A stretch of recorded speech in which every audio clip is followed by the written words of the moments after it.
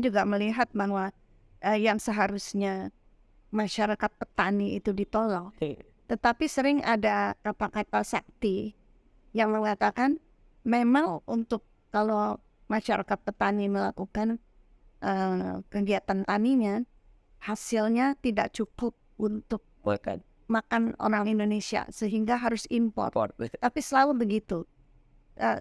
Petani bawang di Brebes nangis-nangis. Dan apalagi barusan ini juga ada banjir kan karena hujan.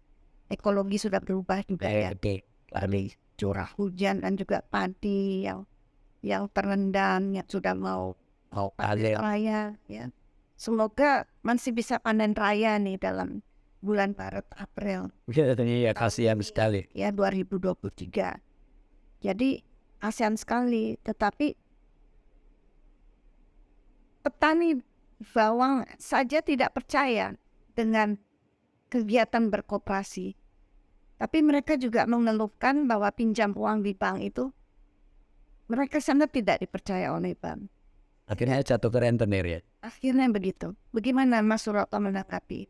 Ya, jadi koperasi ini di Indonesia ini citranya sudah dirusak. Yang masyarakat ini pada akhirnya taunya itu koperasi itu adalah kegiatan rentenir malah Ibu.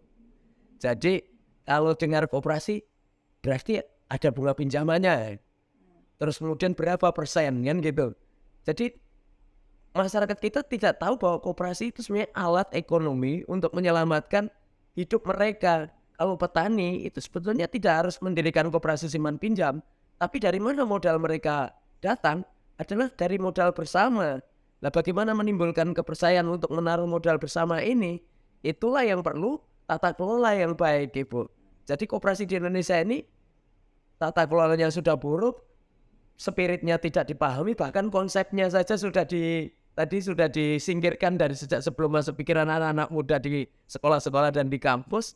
Terus kemudian kebijakan regulasinya juga memperburuk situasi koperasi. Contoh, pemerintah sekarang ini menggelontorkan kredit usaha rakyat. Itu bankir yang sudah perusahaan publik, sudah IPO, sudah listing di Bursa Efek, sahamnya sudah dimiliki sebagian besarnya malah oleh asing. Seperti saya sebut saja karena BRI itu kan Bank Rakyat Indonesia itu kan bank BUMN, saham mayoritasnya itu kan milik kita juga, milik saya juga. Itu saham publiknya 74% sudah dikuasai oleh asing. Nah, disubsidi dari uang negara yang asalnya dari pajak, Bu, dari uang Bu Alida, uang saya, untuk mensubsidi keuntungan yang dinikmati oleh orang asing. Nah, kita ini memang sengaja koperasi itu oleh kebijakan pemerintah tidak diberikan kekuatan atau sengaja dilemahkan. Kenapa kok yang menyalurkan KOR ini bukan justru koperasi? Nah, bagaimana koperasi ini bisa menyalurkan KOR kan gitu? Kelembagaannya ditata. Saya sudah beri contoh operasi kredit jaringan kami ini, Bu, gerakan kami ini di NTT, itu di NTT loh, dikelola oleh manajemennya oleh koperasi, itu menyalurkan KOR ternyata bisa, tapi hanya dipercaya kecil sekali gitu.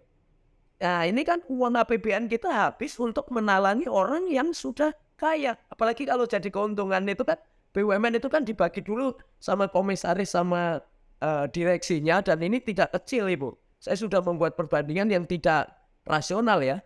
Itu gaji antara karyawannya yang paling bawah seperti office boy, cleaning service, dan security dibandingkan dengan presiden direkturnya, saya sudah hitung 2.200 kali lipat itu. Wah, itu sangat tidak menghata. Itu sangat tidak purata, tidak ekonomi gotong royong, anti Pancasila bahkan saya katakan.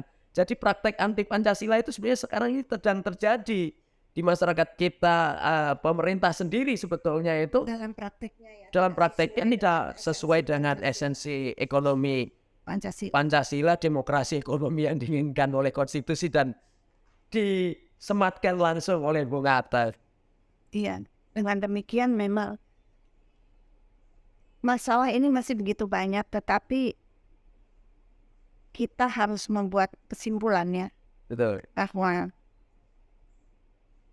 ekonomi kita harus kembali kepada prinsip-prinsip dasar yang menghargai rakyat.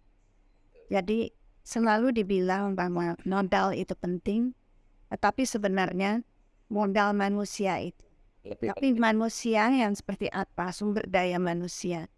Dan manusia ini perlu dididik juga. Betul sekali. Ya, mudah-mudahan ada kelompok-kelompok seperti Mas Suroto sudah membuat kelompok untuk membuat masyarakat berkegiatan ekonomi secara dasar-dasar humanisme, dasar-dasar keadilan, dan mempunyai proyeksi kemakmuran dan kesejahteraan itu bukan hal yang jauh, tetapi bisa mereka selenggarakan untuk terjadi. Betul itu. Tentu di waktu yang lain saya akan minta kesediaan Mas Suroto. Step 1, step 2, step 3-nya bagaimana? Bersama Ibu Alida Atta. Langkah pertamanya, langkah keduanya, langkah ketiganya. Karena ini masalah krisis kepercayaan juga dari masyarakat. Terhadap institusi. Iya.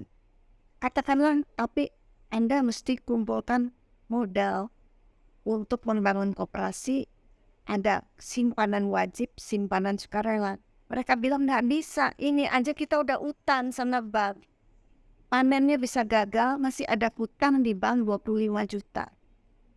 Jadi bagaimana ya? Ya, saya sering Bu, kalau saya mengembangkan koperasi itu yang saya hadapi pertama perkataan itu yang Di muncul masyarakat. adalah bahwa Mas, jangankan untuk menabung atau memodali koperasi, untuk makan sehari-hari aja kami sudah kurang gitu.